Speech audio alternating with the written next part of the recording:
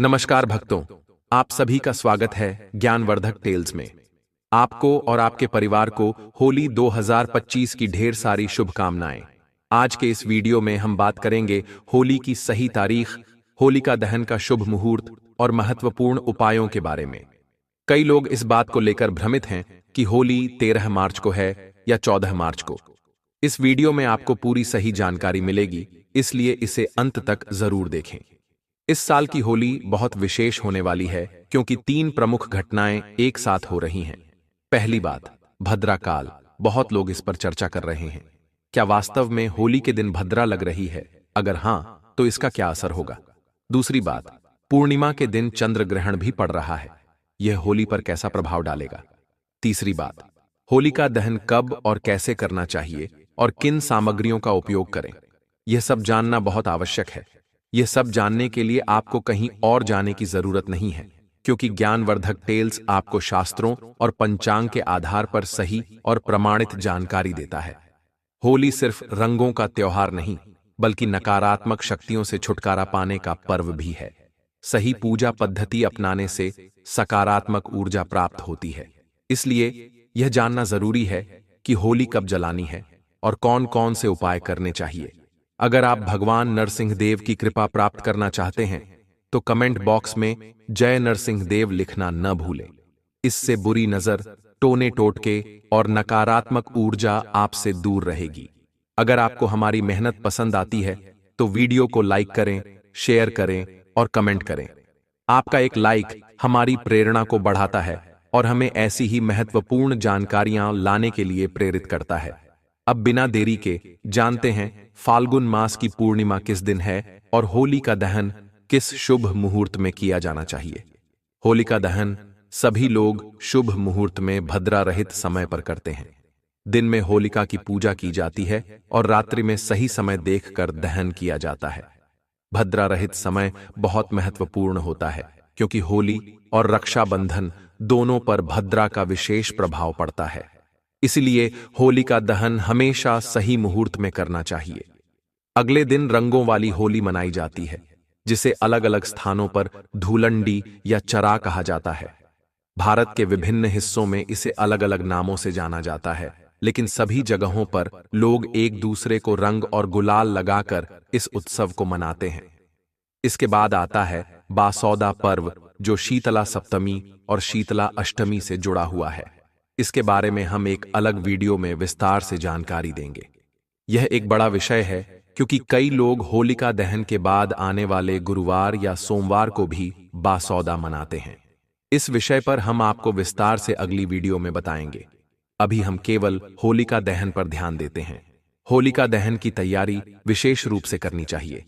भारतीय परंपरा के अनुसार होली वाले दिन बड़कुल, जिसे कुछ लोग गोलियां या बगुला भी कहते हैं, की आवश्यकता होती है। ये गोबर से बनाई जाती है और विभिन्न आकृतियों में तैयार की जाती है, जैसे कटार, चांद, हाथी आदि।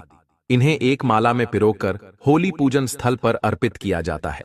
अगर आप शास्त्रीय रूप से इस विषय में अधिक जानकारी चाहते हैं, तो हम आगे की वीडियो में इसकी पूजन विधि भी बताएंगे।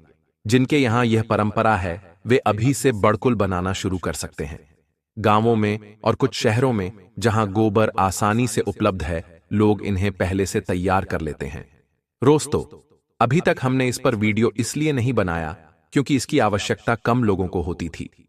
लेकिन यदि आप जानना चाहते हैं कि बड़कुल कब से बनाए जाते हैं, कैसे बनाए जाते हैं और क्या-क्या सामग्री चाहिए, तो हमें जरूर बताएं। आजकल जो लोग शहरों में रहते हैं, उनके लिए हम बता दें कि बड़कुल आसानी से मिल सकते हैं। आप इन्हें किसी भी ऑनलाइन प्लेटफॉर्म से मंगवा सकते हैं।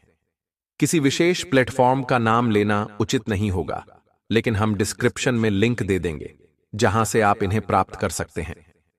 होलिका पूजन के लिए आपको सूर्योदय से पहले उठकर स्नान आदि कर लेना चाहिए। पूजन से पहले सारी सामग्री एकत्र कर लें। सामग्री में बड़कुल की माला, हल्दी, कुमकुम, अक्षत, जल से भरा एक लोटा, कच्चे मूंग, बताशे और तिलक के लिए हल्दी या कुमकुम, जो भी आपकी परंपरा में हो, शामिल करें। अब पूजन की विधि इस प्रकार है।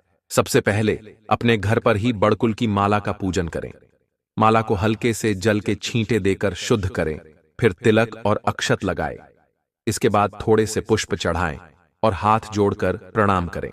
माला को थाली में रखें या जिस तरह से आप ले जाना चाहें रख सकते हैं। बाकी पूजन सामग्री को एकत्र करें और पूजा स्थल पर जाएं। पूजन का शुभ मुहूर्त भद्रा के अनुसार निर्धारित होगा, जिसे हम आगे बताएंगे। होलिका पूजन में बच्चों के लिए एक विशेष माला बनाई जाती है, जिसे वे गले में पहनकर जाते हैं। यदि आपके यहाँ यह प्रथा है तो आप इसे कर सकते हैं, इसमें कोई दोष नहीं है। अलग अलग स्थानों पर कुछ अलग अलग परंपराएं होती हैं, जिनका धर्म से सीधा संबंध नहीं होता। बच्चों के लिए ननिहाल से लाई गई ड्राई फ्रूट्स या टॉफी की माला पहनने की भी प्रथा होती है। वैसे भी आज के समय में बच्चे यह सब पहनकर जाना पसंद नहीं करते हैं। यह आप अपने अनुसार देख लीजिएगा, जो आपके यहाँ प्रथा हो उसी के अनुसार करें। सारी सामग्री लेकर उस स्थान पर जाए जहां होली जलती है। आपके क्षेत्र में लकड़ियों की होली पहले से बनी होगी। वहां पहुंचकर सबसे पहले जल के छींटे दें, फिर हल्दी, कुमकुम और अक्षत अर्पित करें। भीगे हुए मूंग सुबह से लेकर जाए और उन्हें अर्पित करें। बताशे भोग के रूप में चढ़ाए और दक्षिणा के रूप में कुछ राशि भी अर्पित कर सकते हैं। इसके बाद होली की परिक्रमा करें, लेकिन ध्यान रखें कि जो लकड़ियां होली जलाने के लिए लगाई गई हैं वे गीली न हो। फिर कच्चा सूत लें और होली की चारों ओर परिक्रमा करते हुए उसे 5 या 7 बार लपेटें। इसके बाद होलिका को प्रणाम करें और अपनी पूजा पूर्ण करें।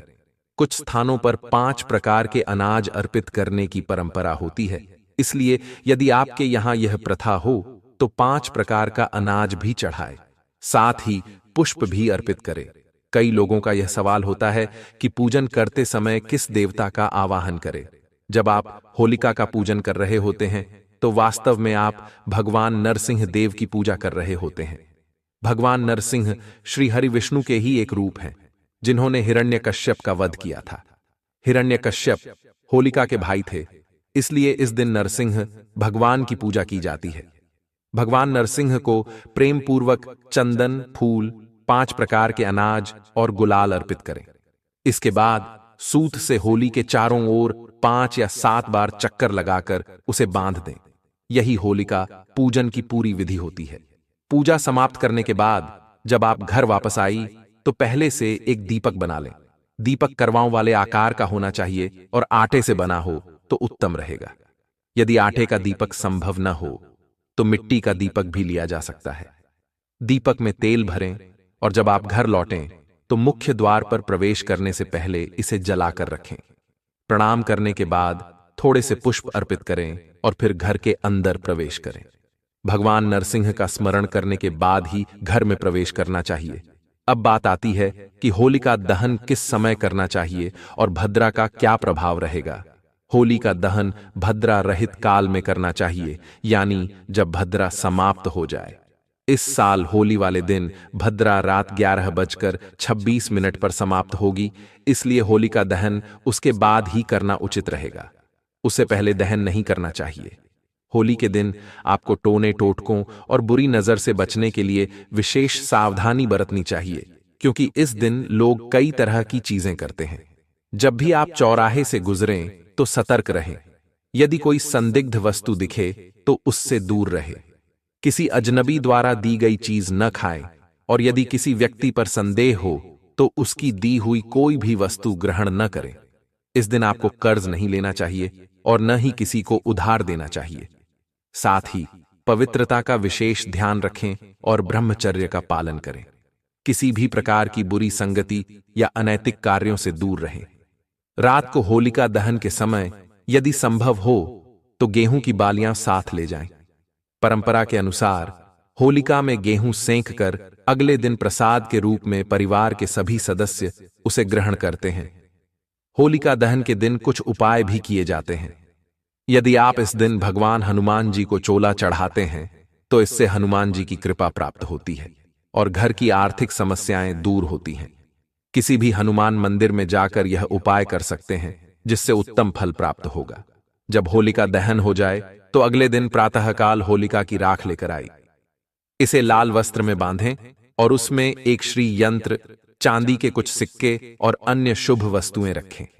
फिर इस पोटली को अपनी तिजोरी में रख दें। इससे आर्थिक समृद्धि बनी रहती है। होलिका दहन की राख सुबह सवेरे यानी भोर में ही ले आनी चाहिए। ऐसा नहीं कि सूरज निकलने के बाद जाएं, बल्कि अंधेरे में ही इसे लाना चाहिए। इस राख में स्फटिक की माला, श्री यंत्र और चांदी के कुछ सिक्के रखें। फिर इसे लाल रंग के कपड़े में बांधकर तिजोरी में रख दें। इससे घर में कभी धन की कमी नहीं होगी। एक और उपाय है कि होलिका प्रज्वलित होने के बाद 11 उपलों की माला तैयार करें। उपले छोटे भी हो सकते हैं। इसके साथ पान, सुपारी और एक नारियल लें। इन सभी चीजों को होलिका में अर्पित करते हुए अपनी मनोकामना कहें, ताकि जीवन के संकट समाप्त हो जाएं। जब ये चीजें जलकर राख हो जाएंगी, तब आपके कष्ट भी दूर हो जाएंगे। इन सामग्री को पहले अपने ऊपर 7 बार घुमाकर उतार लें और फिर होलिका में डाल दें। यह मान्यता है कि इससे जीवन के संकट जलकर राख हो जाते हैं और एक नई शुरुआत होती है। यह उपाय करके देखें, इससे लाभ मिलेगा।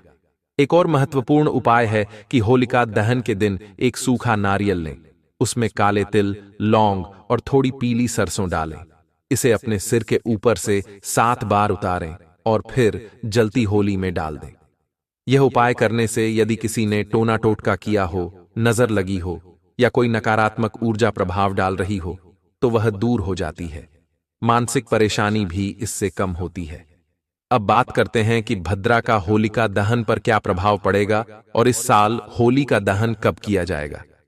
ग्रहण का कोई असर रहेगा या नहीं, यह भी समझना जरूरी है।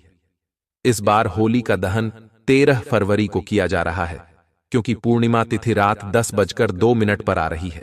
इस दिन सूर्य के अनुसार तो पूर्णिमा है, लेकिन होली का दहन रात्रि में किया जाता है और उस समय पूर्णिमा होना आवश्यक होता है। 14 तारीख को दिन में पूर्णिमा रहेगी, लेकिन रात में नहीं। इसलिए इस वर्ष होली का दहन 13 मार्च को किया जाएगा।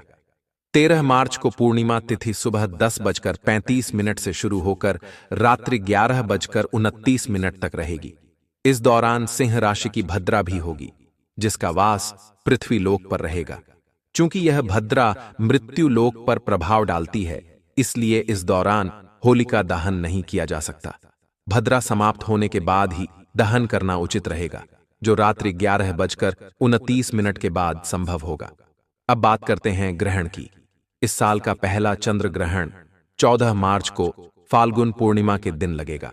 ग्रहण का समय सुबह 10:41 से दोपहर 2:01 तक रहेगा। चूंकि होलिका दहन 13 मार्च को होगा, इसीलिए इस ग्रहण का उस पर कोई विशेष प्रभाव नहीं पड़ेगा। अब जानते हैं होलिका दहन का शुभ मुहूर्त। साल 2025 में होली का पर्व 13 और 14 मार्च को मनाया जाएगा।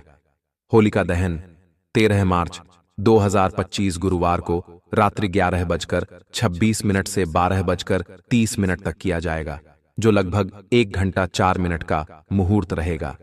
रंगों की होली या धुलेटी 14 मार्च 2025 शुक्रवार को मनाई जाएगी। होलिका दहन के समय भद्रा काल से बचना आवश्यक है, क्योंकि भद्रा के दौरान शुभ कार्य वर्जित माने जाते हैं। इसलिए ऊपर बताए गए शुभ मुहूर्त में ही होली का दहन करना उचित होगा। रंगों की होली 14 मार्च को हर्षोल्लास के साथ मनाई जाएगी। इस दिन लोग एक दूसरे पर रंग और गुलाल लगाकर खुशियां बांटते हैं। तो दोस्तों, ज्ञानवर्धक टेल्स द्वारा दी गई यह जानकारी आपको कैसी लगी?